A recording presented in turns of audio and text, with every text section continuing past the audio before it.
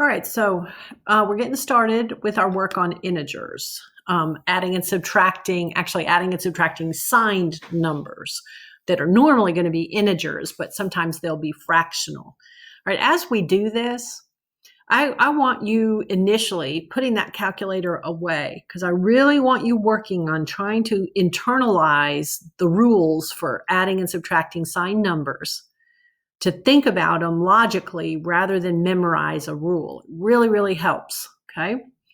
And so I'm going to try to help you do that. And I'm going to ask you on the first assignment to try not to use your calculator initially on the easy ones and just see if you get them right. And when you start getting them right, you'll be building your confidence a little bit, okay? So I want to kind of look at how to think about this. And one of the things I want you to know is that when you see a number, like when you see that -5 sitting there, I want you to separate that into the two parts, the negative, the sign of it, and the size of it when you think about it, okay? The negative is telling you one thing, and the 5 is telling you something else. You know, like for instance, the negative is telling you you're going to be on the left side of the number line. And then the 5 is telling you how far on that left side. You see that? So 1, 2, 3, 4, 5 units away from 0 over here on the left. The negative says you're to the left. The 5 says how far. Okay. Now, when you see a number like 7, you might think, well, that's just 7, and it is. But I want you to see it as an understood positive 7, with the positive telling you something and the 7 telling you something. Okay, so it would mean that you'd be to the right 7 units, 1, 2, 3, 4, 5, 6, 7. So you'd be over here in the positive direction 7 units. Okay. All right, and then even fractions and decimals can be positive or negative. So the same idea, you have the negative and you have the 1/2. So the 1/2 is telling you something, and the negative tells you go to the left to get there. So -1/2 would be right there. Okay. All right, so I want you to think about that. The sign and the size of a number, kind of allow the sign to be pulled away a little bit from the number at times. All right, now I could state the rules for adding signed numbers, for subtracting them, multiplying and dividing them, but I really don't want to state these complicated rules. They really are complicated. I'll tell you, I'll give you the gist of one. It'll tell you this: when you're adding signed numbers, take the absolute value, okay? If the signs are the same, take the absolute value and then add the numbers and take the sign of the numbers. If they're different signs, use the absolute value, but then subtract the numbers and take the sign of the larger one. Okay, that is just too much. You don't need to remember all that. When you're adding signed numbers, I want you to think money. Think money is the way I want you to do it. Think money. Think of a positive number as money that you have.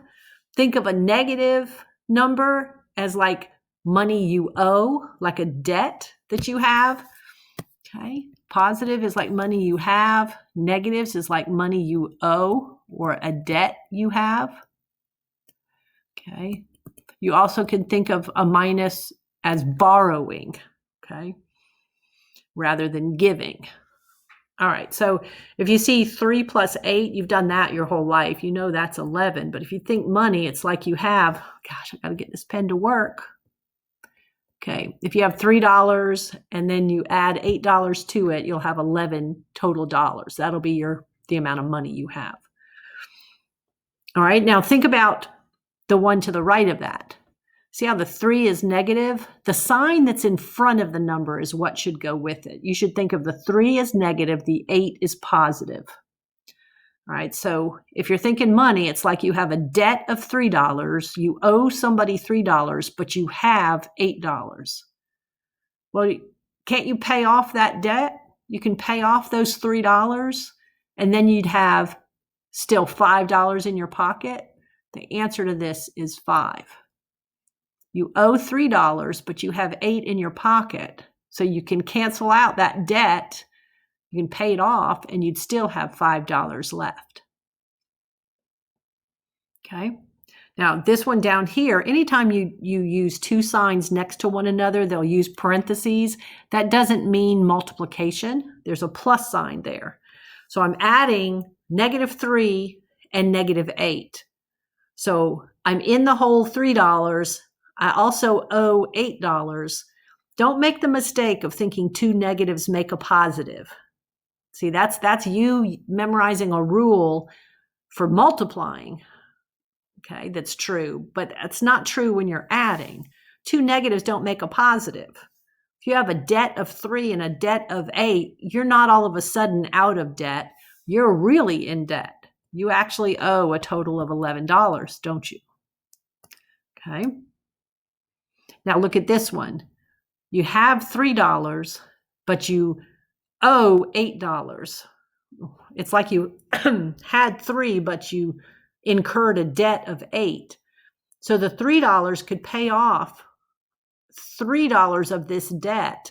You'd have 5 left to pay off. You'd still be in debt, wouldn't you? See how the larger number part was negative? You're still going to be in the hole. You're going to be in the hole 5.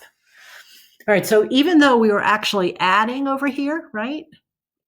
It felt like a subtraction problem. See how we took the 3 from the 8 to get the 5? All right, now don't memorize on this. Really think money. So think about like, owe $3. Okay, have $8 in your pocket. So you can pay off that debt and you'd have 5 left. Okay. All right, so let's see if we can use that thinking as we do a couple of examples down here. All right, so here we're just got a couple. We're not doing all of these. I just wanted to have a nice selection of problems I could pick. I think we could just go down and do one of these columns. So why don't we just do this column right here?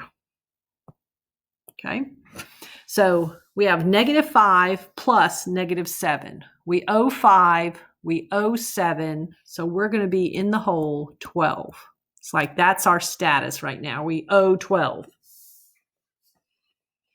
Okay, but see on 16, we have $11, but we have we owe $8. Maybe we just bought something online and it's $8. So once we pay that off, we'll still have some money left. Since 11, we have more than we owe. So see how that's going to wind up being a +3? Okay, and you don't have to write the plus when the number's positive. Okay, here we have a debt of 16, but we have $7 in our pocket. So we can pay off some of that debt, but not all of it. So we're still going to owe. We can use the 7 to pay off $7 of that debt, but we're still going to owe 9, aren't we? See how that you owe more than you have, so that's why it's negative. All right, now on 22, we have a debt of 11, but we also have 11. So we can pay off the debt, and we are don't owe anything, but we also don't have anything. Okay, so we don't have any debts, but we also don't have anything extra. All right, now my first homework doesn't include any fractions or decimals. I put that on another one, and for those, I'm going to let you use a calculator. Okay, so these are the ones that are going to be on the 1-4 homework, and you may use a calculator on these. It still works the same way in terms of whether it's positive or negative. It's just a little harder to tell which one's bigger so that you can tell whether you'd owe money and have a negative or not. So just use a calculator on those. All right, let's jump down to 37, 40, and 43. Okay, here we've got to do a little order of operations. So let me rewrite 37 over here. Okay, so that was 8 plus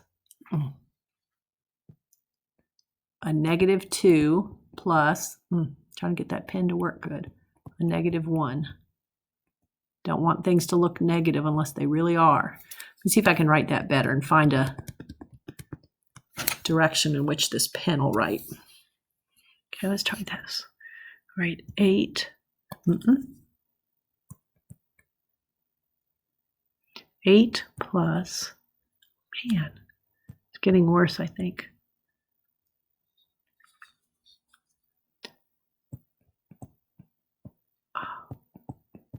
Well, I haven't really found a certain,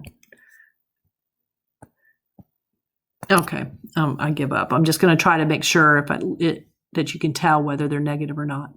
So the negative, we'd start at the innermost set, right? The -2 and -1, you have a debt of $2, a debt of $1, you'd be in the hole $3. Then 8 plus -3 is where we're at. And it's a plus, so the bracket was -3, and then you have that plus. Because there's two operations, I'm going to use parentheses. I could have kept it a bracket. That would have been okay. So I have $8, but I owe $3. So that's going to mean I have $5 left. Okay? That's your final answer on that one. That one's 5. Hey, that worked good. All right, then 40. Let's look at it. You rewrite it over here. -8 plus bracket 9 plus -2. So inside here, the 9 you have, the -2 you owe. So that's going to be just 7, isn't it? I can pay off the $2 of that, but I'd have $7 that I still owe. Then I have -8, plus that 7. And a -8, I owe more than I have. See why it's negative? But I can pay off $7 of my debt. So really, I'm at -1. So that would be the answer here, -1. All right. Then on 43, I'll work it out right below it. The -9, the -3, two negatives don't make a positive. If you're in debt and then you incur another debt, you're not all of a sudden out of debt. This right here would mean you'd owe 12. And then you have to add 12 to it. And the -12 and the +12 means that you're right. You don't owe anything, but you don't have anything. The answer would be 0 for that one.